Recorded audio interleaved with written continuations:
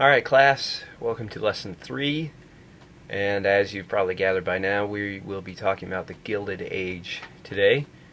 The Gilded Age came during a time in which the country was still trying to figure itself out. It's still reeling from Reconstruction and trying to get its footing again, and trying to sort of reestablish the unity that had existed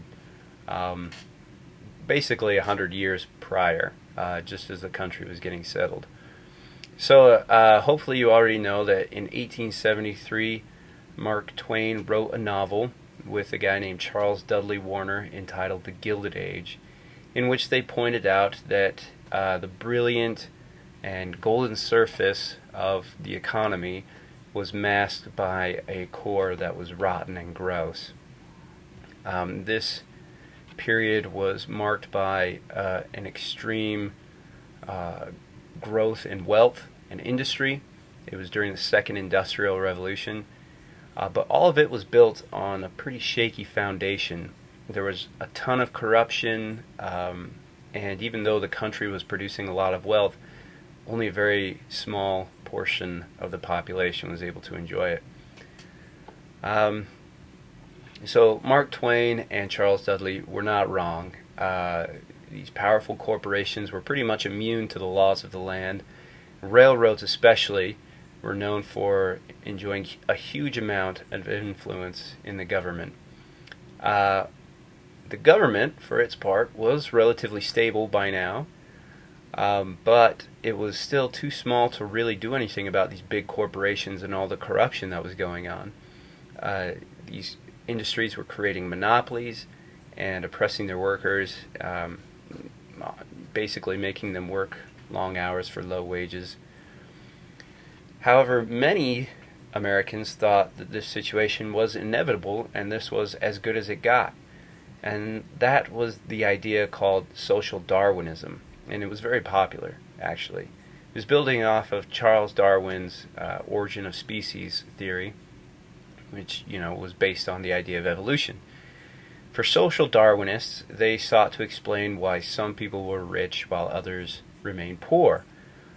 Basically, they concluded that the rich were rich because they were superior beings. They had superior knowledge, intellect, strength, and know-how, and gumption and ambition, whereas poor people were lazy and not smart, weak. You get the idea. So, in essence, they argued that this social hierarchy was inevitable and that there was nothing that anyone could do about it because it was a natural progress. And because it was a natural progress, the government should not interfere. So the social Darwin idea applied not only to people but also to large corporations. Up to this point, businesses were run mostly by families. They built or sewed things out of their own homes and sold it on the street. But now these large corporations were running them out of business, either buying them out or just out-competing them.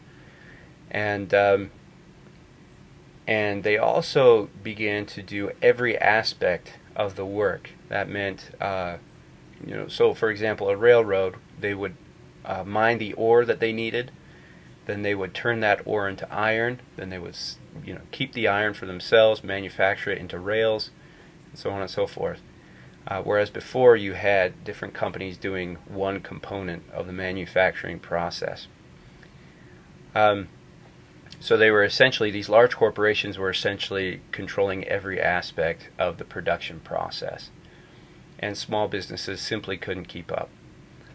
And this represented a massive shift in the American economy.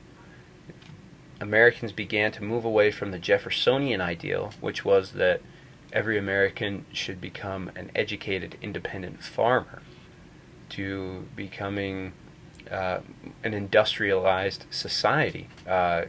Capitalists were the leaders, the head honchos, and the real success stories of the country. People were now more concerned with finding jobs with wages than they were for owning land. You had new types of professions pop up. Craftsmen who specialized in only one aspect of the production were now going out of business, becoming a thing of the past. You also saw the birth of managers, middle managers, and this came out of a desire to increase efficiency.